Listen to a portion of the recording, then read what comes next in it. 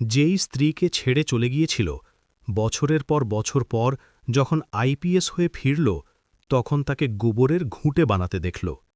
এটি মেদিনীপুর জেলার একটি ঘটনা। বন্ধুরা, সময়টা ছিল সকাল। ভোরের হালকা ঠান্ডা হাওয়া মাঠের ওপর দিয়ে বয়ে যাচ্ছিল। মেদিনীপুর জেলার কাছে অবস্থিত ছোট এক গ্রাম গোপালপুরে ধীরে ধীরে মানুষ তাদের দৈনন্দিন কাজে ব্যস্ত হয়ে পড়ছিল। কোথাও উনুনের ধোঁয়া উঠছিল, কোথাও গরু মহিষকে খড় দেওয়া হচ্ছিল, আর অনেক নারী আঙিনায় বসে গোবরের ঘুঁটে বানাচ্ছিলেন। মাটি আর ধোঁয়ার এক মিশ্র সুগন্ধ পুরো গ্রামে ছড়িয়েছিল। গ্রামের এক প্রান্তে একটি ছোট কাঁচা ঘর ছিল, যার দেওয়ালগুলো সময়ের আঘাতে কিছুটা নুইয়ে পড়েছিল। সেই ঘরের আঙিনায় এক নারী চুপচাপ মাটিতে বসে গোবরের ঘুঁটে বানাচ্ছিলেন। তার নাম অনিমা। তার হাতে গোবর আর মাটি লেগেছিল। হাতের তালুর রেখায় মেহনতের দাগগুলো স্পষ্ট দেখা যাচ্ছিল, কিন্তু তার চেহারে ছিল এক অদ্ভুত ধৈর্য আর শান্তি, যেন তিনি জীবনের কঠিন পরিস্থিতির সাথে আপোষ করতে শিখে গেছেন। অনিমা প্রতিটি ঘুঁটে খুব যত্ন করে গোল আকার দিচ্ছিলেন এবং দেওয়ালে সলিডভাবে আটকে দিচ্ছিলেন। পাশে বাঁধা তার মহিষটি আরামে জাবর কাটছিল এবং একটি ছোট গরু দড়িতে বাঁধা অবস্থায় ধীরে ধীরে ঘাস খাচ্ছিল। সকাল সকাল অনিমা মাঠের ধার থেকে ঘাস কেটে এনে তাদের সামনে রেখে দিয়েছিলেন। তার জন্য এটাই ছিল প্রতিদিনের কাজ: পশুদের সেবা করা, ঘুঁটে বানানো, দুধ দোয়া এবং তা গ্রামে বিক্রি করে সংসার চালানো। ঘরের ভেতর থেকে কাশির আওয়াজ এলো। সেই আওয়াজ ছিল বিমলেন্দু বাবুর, যিনি অনিমার শ্বশুর ছিলেন। বয়স আর অসুস্থতা তার শরীরকে দুর্বল করে দিয়েছিল। অনিমা সঙ্গে সঙ্গে উঠলেন, হাত ঝাড়লেন এবং ভেতরে গিয়ে তাকে জল দিলেন। কিছুক্ষণ পর তিনি তার শাশুড়ি উমারানী দেবীর জন্য উনুনে চা বসালেন। এই বৃদ্ধ মা বাবার দেখাশোনা এখন তাঁরই দায়িত্ব ছিল। গ্রামের মহিলারা কখনো কখনো অনিমাকে দেখে ফিসফিস করত। কেউ বলতো, বেচারির কপালই খারাপ, তো কেউ বলতো, স্বামী শহরে চলে গেছে, কে জানে ফিরবে কিনা। কিন্তু অনিমা এসব কথার জবাব কখনো দিতেন না। তিনি শুধু হালকা হাসির সাথে নিজের কাজ করে যেতেন, যেন তাকে এসব টানা বা খোঁচায় অভ্যেস হয়ে গেছে। অনিমার চোখে মাঝে মাঝে এক গভীর স্মৃতি নেমে আসত। সেই স্মৃতি ছিল তার স্বামী অর্পণ দাসের। সেই অর্পণ যে কখনোই আঙিনায় বসে বড় বড় স্বপ্ন দেখত। সে বলতো, একদিন আমি বড় অফিসার হব, এমন অফিসার যাকে দেখে মানুষ সম্মানে মাথা নত করবে। সে সময় গ্রামের অনেক মানুষ তার কথা শুনে হেসে দিত, কিন্তু অনিমা সব সময় চুপচাপ তার কথা শুনতেন এবং বিশ্বাস করতেন। অনিমার সেই দিনটি আজও মনে আছে, যখন অর্পণ প্রথমবার শহরে পড়তে গিয়েছিল। যাওয়ার আগে সে আঙিনায় দাঁড়িয়ে বলেছিল, অনিমা, যদি আমি সফল হই, তবে সবার আগে তোমার চরণে আমার সফলতা রাখব। সে সময় অনিমা শুধু এটুকুই বলেছিলেন, তুমি শুধু পড়াশোনা করো, ঘরের চিন্তা করো না। এরপর থেকে অনিমার জীবন যেন এক দীর্ঘ পরীক্ষা হয়ে দাঁড়াল। ভোর 4টে ওঠা, পশুদের ঘাস দেওয়া, মাঠ থেকে ঘাস আনা, দুধ বের করা, গ্রামে বাড়ি বাড়ি গিয়ে দুধ বিক্রি করা এবং সারা দিন গোবরের ঘুঁটে বানানো, এটাই ছিল তার প্রতিদিনের জীবন। কখনো কখনো ক্লান্তিতে তার নিঃশ্বাস দ্রুত হয়ে যেত, কিন্তু তিনি থামতেন না। দুপুর পর্যন্ত আঙিনার দেওয়াল ঘুঁটেতে ভরে যেত।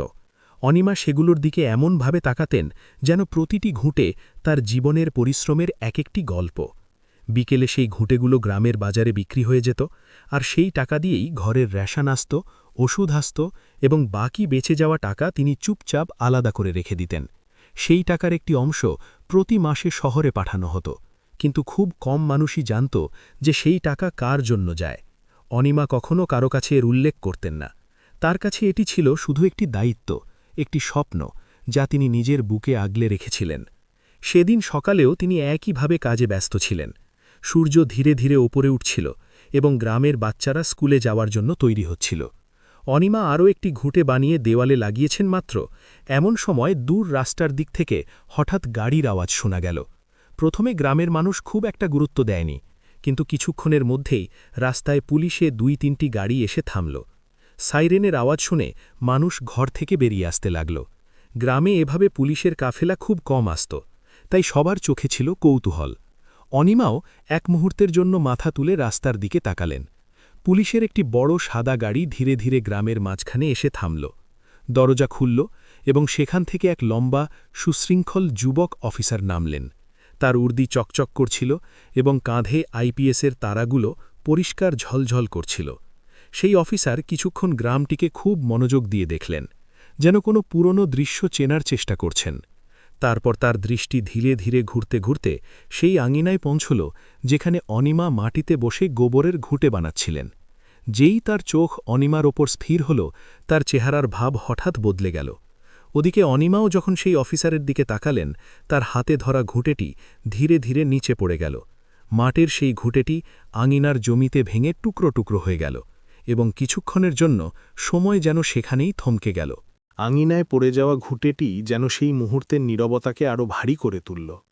অনিমা কিছুক্ষণ ওভাবেই বসে রইলেন, যেন তিনি বুঝতেই পারছেন না সামনে দাঁড়িয়ে থাকা এই অফিসার সত্যিই সেই অর্পণ কিনা, নাকি এটি তার চোখের ভ্রম। ওদিকে গ্রামবাসীরাও ধীরে ধীরে জড়ো হতে লাগল, এবং সবার নজর ছিল সেই আঙিনার দিকে। সেই পুলিশ অফিসার কয়েক কদম এগিয়ে এলেন।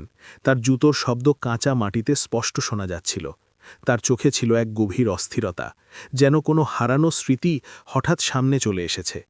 অনিমা ধীরে ধীরে মাথা নিচু করে নিলেন এবং মাটিতে পড়ে যাওয়া ঘুঁটের টুকরোগুলো কুড়োতে লাগলেন, যেন তিনি এই মুহূর্তটিকে সাধারণ বানিয়ে লুকিয়ে ফেলতে চান।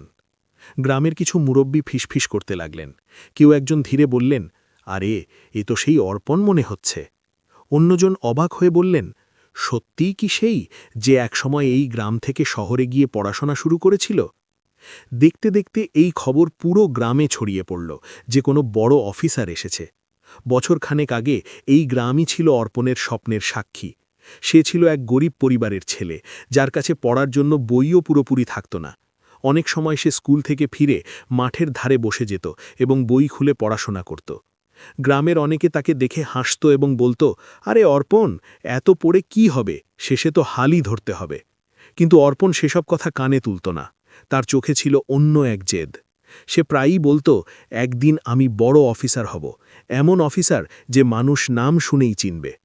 গ্রামবাসীদের তার কথাগুলো রসিকতা মনে হতো, কিন্তু অনিমার মধ্যে সত্য দেখতে পেতেন। অনিমা সেই গ্রামেরই মেয়ে ছিলেন। সাধারণ পরিবার, সাধারণ স্বপ্ন, কিন্তু মনটা ছিল অনেক বড়। যখন তার বিয়ে অর্পণের সাথে হল, তখন তিনি প্রথমবার অনুভব করলেন যে তার স্বামীর ভেতরে এক অন্যরকম আগুন আছে, কিছু হওয়ার, কিছু বদলানোর।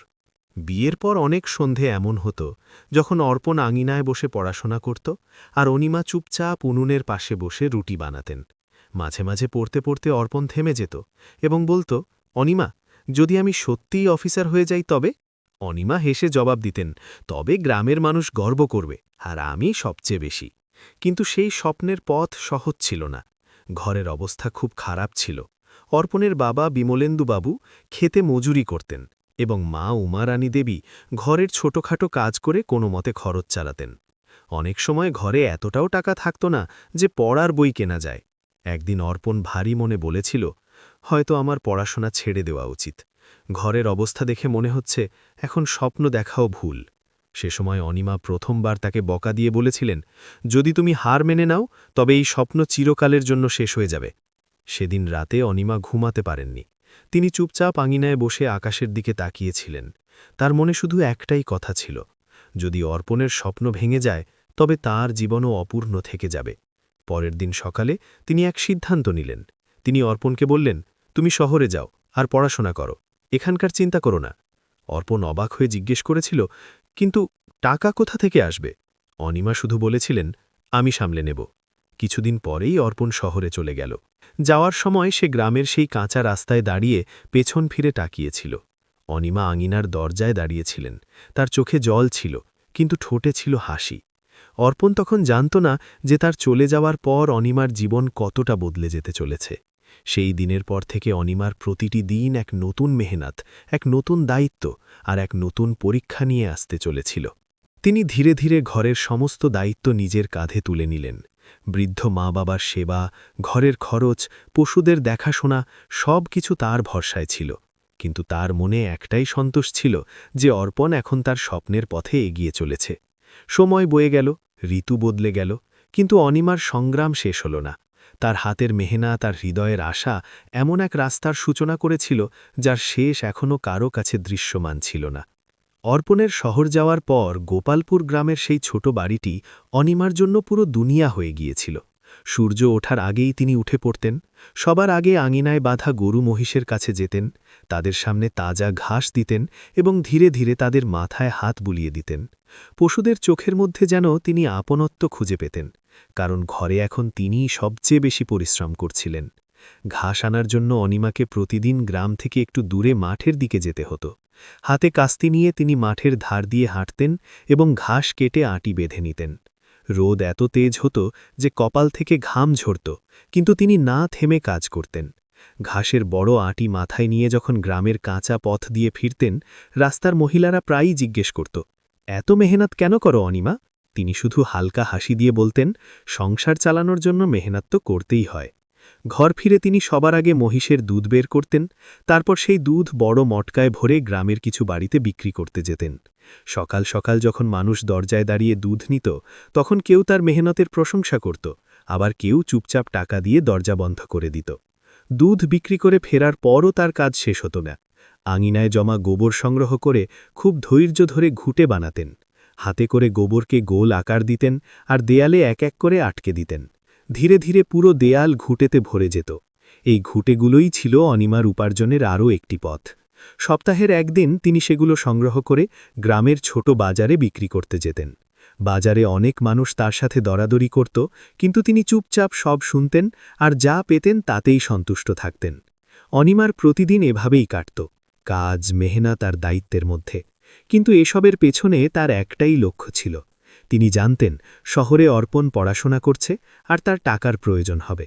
প্রতি মাসে যখনই সামান্য কিছু টাকা বেঁচে যেত, অনিমা তা একটি ছোট কাপড়ের থলিতে বেঁধে রাখতেন। মাসের শেষে তিনি গ্রামের পোস্ট অফিসে যেতেন আর সেই টাকা শহরে পাঠিয়ে দিতেন। পোস্টমাস্টার মাঝে মাঝে জিজ্ঞেস করতেন, এত টাকা কোথায় জোগাড় করো? অনিমা শুধু হাসতেন। অনিমা কখনো তার সংগ্রামের কথা অর্পণের কাছে উল্লেখ করতেন না। যখনই শহর থেকে তার চিঠি আসত, তাতে অর্পণ পড়াশোনা আর পরীক্ষার কথা লিখত। জবাবে অনিমা লিখতেন, এখানে সব ঠিক আছে, তুমি শুধু মন দিয়ে পড়াশোনা করো। রাতে সব কাজ শেষ হলে অনিমা আঙিনায় বসে আকাশের দিকে তাকিয়ে ভাবতেন, হয়তো এই নক্ষত্রগুলোর নিচেই কোথাও শহরে অর্পণ পড়াশোনা করছে। ওদিকে ঘরের ভেতরে বিমলেন্দুবাবু আর উমারানী দেবী ধীরে ধীরে আরও বৃদ্ধ হয়ে যাচ্ছিলেন। অসুস্থতা আর দুর্বলতার কারণে তারা বেশি কাজ করতে পারতেন না। অনিমাই তাদের ওষুধ, খাবার আর প্রতিটি প্রয়োজনের খেয়াল রাখতেন। মাঝে মাঝে শাশুড়ি উমারানী দেবী তাকে দেখে বলতেন, বৌমা, এত খেটো না। অনিমা হাসি মুখে জবাব দিতেন, সামান্য মেহনতে যদি সংসার চলে যায় তবে ক্লান্তি অনুভবই হয় না। গ্রামের কিছু মানুষ তার আড়ালে কথাও বলত। কেউ বলত, স্বামী শহরে গেছে, কে জানে ফিরবে কিনা। কেউ বলত, এত মেহনত করে কি লাভ হবে। কিন্তু অনিমা এসব শুনেও আনমনা থাকতেন। তার মনে শুধু এক বিশ্বাস ছিল, অর্পণ অবশ্যই সফল হবে। সেই দিন নিশ্চয়ই আসবে যখন তার স্বপ্ন সত্যি হবে। এই আশাই তাকে প্রতিটি কঠিন দিনে এগিয়ে যাওয়ার শক্তি যোগাত। সময় ধীরে ধীরে বয়ে যাচ্ছিল, ঋতু বদলে যাচ্ছিল, কিন্তু অনিমার সংগ্রাম আর বিশ্বাস উভয়ই আগের মতোই মজুদ ছিল। তিনি জানতেন না যে তার প্রতিটি ছোট মেহনত এমন এক গল্প তৈরি করছে যা আগামী সময়ে পুরো গ্রাম মনে রাখবে। বছরগুলো ধীরে ধীরে কাটতে লাগল। গোপালপুর গ্রামের কাঁচা পথ, সেই মাঠ, সেই সকালের হাওয়া, সবকিছু আগের মতোই ছিল। কিন্তু অনিমার জীবনে প্রতিদিন এক নতুন মেহনত যুক্ত হতো। সকাল থেকে সন্ধে পর্যন্ত কাজ করতে করতে তার হাত খুরখুরে হয়ে গিয়েছিল, কিন্তু তার মনের যে আশা ছিল তা আজও উজ্জ্বল হয়ে জ্বলেছিল। প্রতিদিন সকালে তিনি সবার আগে আঙিনা ঝাড়ু দিতেন, তারপর পশুদের খাবার দিতেন। গরু আর মহিষ এখন তার পরিবারের অংশ হয়ে গিয়েছিল। তাদের সেবা করতে গিয়ে তার মনে হতো এটাই তার জীবনের সাহারা। দুধ বিক্রি করে যে সামান্য টাকা পাওয়া যেত তা দিয়েই ঘরের খরচ চলত, আর একটু একটু টাকা তিনি আলাদা করে রেখে দিতেন। দুপুরের সময় যখন রোদ তেজ হতো, আজও অনিমা মাঠের ধারে গিয়ে ঘাস কাটতেন। অনেক সময় মহিলারা বলত, এত মেহনত করো না, শরীর জবাব দিয়ে দেবে। কিন্তু অনিমা শুধু হাসতেন। ঘর ফিরে তিনি তাড়াতাড়ি পশুদের জল খাওয়াতেন আর তারপর আঙিনায় বসে ঘুঁটে বানাতে লাগতেন। মাটির দেয়ালে শত শত ঘুঁটে শুকত, এই দৃশ্য এখন সেই বাড়ির পরিচয় হয়ে গিয়েছিল। বিকেলে যখন গ্রামের বাচ্চারা খেলতে খেলতে সেই পথ দিয়ে যেত, অনেকে জিজ্ঞেস করত, কাকিমা, এত ঘুঁটে কেন বানাও? অনিমা হেসে বলতেন, সংসার চালানোর জন্য বাবা। এরই মাঝে আরও একটি দায়িত্ব তার জীবনে বাড়ছিল, নিজের বৃদ্ধ শ্বশুর শাশুড়ির সেবা। বিমলেন্দুবাবুর শরীর প্রায়ই খারাপ থাকত, আর উমারানী দেবীর চোখও এখন দুর্বল হয়ে গিয়েছিল। অনিমা প্রতিদিন তাদের ওষুধ দিতেন, খাবার বানাতেন আর তাদের পাশে বসে খোঁজ নিতেন। মাঝে মাঝে বিমলেন্দুবাবু অনিমাকে দেখে আবেগপ্রবণ হয়ে যেতেন। বলতেন, বৌমা, তুমি এই ঘরকে সামলে নিয়েছ, না হলে আমরা কবেই ভেঙে পড়তাম। অনিমা সবসময় মাথা নিচু করে জবাব দিতেন, এটি আমার কর্তব্য বাবা। গ্রামে মানুষ ধীরে ধীরে অনিমার মেহনতের চর্চা শুরু করেছিল। যারা আগে খোঁটা দিত তারাই এখন তার সাহসের প্রশংসা করত। কিন্তু অনিমার কাছে এসবের মানে খুব একটা ছিল না। তার ধ্যান ছিল শুধু তার কাজে আর তার প্রতিজ্ঞায়। সময় ধীরে ধীরে বয়ে যাচ্ছিল, ঋতু বদলে যাচ্ছিল, কিন্তু অনিমার সংগ্রাম আর বিশ্বাস উভয়ই আগের মতোই মজুদ ছিল। তিনি জানতেন না যে তার প্রতিটি ছোট মেহনত এমন এক গল্প তৈরি করছে যা আগামী সময়ে পুরো গ্রাম মনে রাখবে। ওদিকে শহরে অর্পণ তার পড়াশোনায় পুরোপুরি ডুবে গিয়েছিলেন। বহু বছরের পরিশ্রম, সংগ্রাম আর ব্যর্থতার পর অবশেষে সেই দিন এলো যখন তার পরিশ্রম সার্থকতা পেল। তিনি কঠিন পরীক্ষা পাশ করলেন এবং প্রশিক্ষণের পর একটি বড় পদ পেলেন। যখন প্রথমবার তিনি তার উর্দি পেলেন, তখন সেটি হাতে নিয়ে কিছুক্ষণ চুপ করে দাঁড়িয়ে রইলেন। তার মনে পড়ে গেল সেই গ্রামের ছোট ঘরটির কথা, যেখান থেকে তিনি সফর শুরু করেছিলেন। তার অনিমার কথা মনে পড়ল, তুমি শুধু পড়াশোনা করো, ঘরের চিন্তা করো না।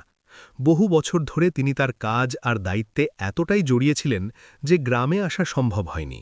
কিন্তু তার হৃদয়ের কোনো কোণে সব সময় একটি প্রশ্ন থাকত, গ্রামে সবাই কেমন আছে? একদিন হঠাৎ তিনি ছুটি পেলেন। তিনি কোনো কিছু না ভেবেই সিদ্ধান্ত নিলেন গ্রামে যাবেন। এত বছর পর তিনি নিজের ঘর আর নিজের মানুষদের দেখতে চেয়েছিলেন। যখন তার সরকারি গাড়ি শহর থেকে বের হয়ে গ্রামের দিকে যাচ্ছিল, রাস্তার মাঠ আর গাছগুলো তাকে শৈশবের কথা মনে করিয়ে দিচ্ছিল।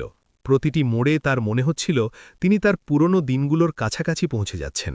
কিছুক্ষণ পরেই সেই কাফেলা গোপালপুর গ্রামের কাঁচা রাস্তায় পৌঁছল। গ্রামের মানুষ হঠাৎ পুলিশ দেখে অবাক হয়ে গেল। বাচ্চা থেকে বুড়ো সবাই ঘর থেকে বেরিয়ে এলো, আর তারপর সেই কাফেলা থেকে এক অফিসার নামলেন। টান টান কোমর, উজ্জ্বল উর্দি আর কাঁধে তারা। এটি সেই অর্পণ দাস যে কখনো এই গ্রামের গলিতে স্বপ্ন দেখত। তার সামনে সেই গ্রামই ছিল, কিন্তু তিনি তখনও জানতেন না যে এই গ্রামে তার জীবনের সবচেয়ে বড় সত্য তার প্রতীক্ষা করছে। গোপালপুর গ্রামের কাঁচা রাস্তায় দাঁড়িয়ে থাকা পুলিশের গাড়ি দেখে পুরো গ্রাম যেন থমকে গিয়েছিল। বাচ্চারা কিছুটা দূরে দাঁড়িয়ে সেই চকচকে উর্দিগুলো অবাক হয়ে দেখছিল, আর মুরব্বীরা চোখের ওপর হাত রেখে সেই অফিসারকে চেনার চেষ্টা করছিলেন, যিনি গাড়ি থেকে নেমে চারদিক দেখছিলেন। অর্পণ দাস ধীরে ধীরে গ্রামের দিকে এগোলেন। তার কদম মজুত হলেও মনের ভেতর ছিল এক অদ্ভুত অস্থিরতা। এত বছর পর তিনি সেই জায়গায় ফিরেছিলেন যেখান থেকে তার স্বপ্নের শুরু হয়েছিল। সামনে সেই মাঠ, সেই কাঁচা ঘর, সেই মেঠো পথ, সব আগের মতোই ছিল। তখনই তার নজর পড়ল সেই ছোট বাড়িটির ওপর, যার দেয়াল ঘুঁটেতে ভরা ছিল। আঙিনায় এক নারী মাটিতে বসে ঘুঁটে বানাচ্ছিলেন, হাত মাটিতে মাখা, সাধারণ পোশাক, কিন্তু তার কাজ করার ধরনে ছিল এক অদ্ভুত শান্তি। অর্পণ কয়েক মুহূর্ত সেখানেই থমকে গেলেন। তার চোখ সেই নারীকে গভীর মনোযোগ দিয়ে দেখছিল। তিনি যখন কাছে এলেন, তার চেহারে চেনার এক হালকা ঝলক ভেসে উঠল। ওদিকে অনিমাও ধীরে ধীরে মাথা তুলে সামনে দাঁড়িয়ে থাকা সেই অফিসারকে দেখলেন। প্রথমে তিনি বিশ্বাসই করতে পারেননি যে এটি সেই অর্পণ যাকে তিনি বছর আগে বিদায় জানিয়েছিলেন। তার হাতের ঘুঁটেটি ধীরে ধীরে নিচে পড়ে গেল। মাটির সেই ঘুঁটে আঙিনার জমিতে ভেঙে টুকরো টুকরো হয়ে গেল, আর কিছু মুহূর্তের জন্য সময় যেন সেখানেই থমকে গেল। আঙিনায় পড়া ঘুঁটেটি যেন সেই মুহূর্তের নীরবতাকে আরও ভারী করে তুলল। অনিমা কিছুক্ষণ ওভাবেই বসে রইলেন, যেন তিনি বুঝতেই পারছেন না সামনে দাঁড়িয়ে থাকা এই অফিসার সত্যিই সেই অর্পণ কিনা। ওদিকে গ্রামবাসীরাও ধীরে ধীরে জড়ো হতে লাগল এবং সবার নজর ছিল সেই আঙিনার ওপর। অনিমা ধীরে ধীরে মাথা নিচু করে নিলেন এবং মাটিতে পড়া ঘুঁটের টুকরোগুলো কুড়োতে লাগলেন, যেন তিনি এই মুহূর্তকে সাধারণ বানিয়ে লুকিয়ে ফেলতে চান। গ্রামের কিছু মুরব্বী ফিসফিস করতে লাগলেন, কেই বললেন, আরে, এ তো সেই অর্পণ মনে হচ্ছে। অন্যজন অবাক হয়ে বললেন, সত্যিই কি সেই যে এই গ্রাম থেকে শহরে পড়তে গিয়েছিল? অর্পণ চাকরি পাওয়ার পর নিয়ম করে প্রতি মাসে বাড়ি টাকা পাঠাতেন, যাতে অনিমা একটু শান্তিতে থাকতে পারেন এবং কষ্ট কম করেন। কিন্তু ঘরের পুরনো ট্রাঙ্ক খুলতেই অর্পণ স্তব্ধ হয়ে গেলেন। তিনি দেখলেন গত কয়েক বছরে তার পাঠানো প্রতিটি টাকা এবং প্রতিটি চিঠি অক্ষত অবস্থায় জমানো আছে। অনিমার নিজের হাড় ভাঙা খাটুনি দিয়ে সংসার চালিয়ে গেছেন, কিন্তু স্বামীর পাঠানো টাকাগুলোতে হাতও দেননি। তিনি এই টাকাগুলো জমিয়ে রেখেছেন অর্পণের কোনো বড় বিপদের কথা ভেবে। অর্পণ আর নিজেকে ধরে রাখতে পারলেন না। সবার সামনে হাঁটু গেড়ে বসে অনিমার সেই গোবর মাখা হাত দুটো নিজের কপালে ঠেকালেন। ধরা গলায় বললেন, অনিমা, আমি আজ যে চেয়ারে বসে আছি তার প্রতিটি ইঁট তোমার এই ত্যাগের ঘাম দিয়ে তৈরি। গ্রামের যারা একসময় অনিমাকে নিয়ে টিপ্পনি কাটত, আজ তারা এই মহীয়সী নারীর চরণে মাথা নত করল। বন্ধুরা, ত্যাগের মূল্য কখনো বৃথা যায় না। অনিমার এই নিঃস্বার্থ ভালোবাসা যদি আপনার হৃদয় ছুঁয়ে থাকে, তবে আমাদের চ্যানেল সাবস্ক্রাইব করুন। কমেন্টে আপনার শহরের নাম লিখতে ভুলবেন না। ভালো থাকুন, প্রিয় মানুষদের গুরুত্ব দিন।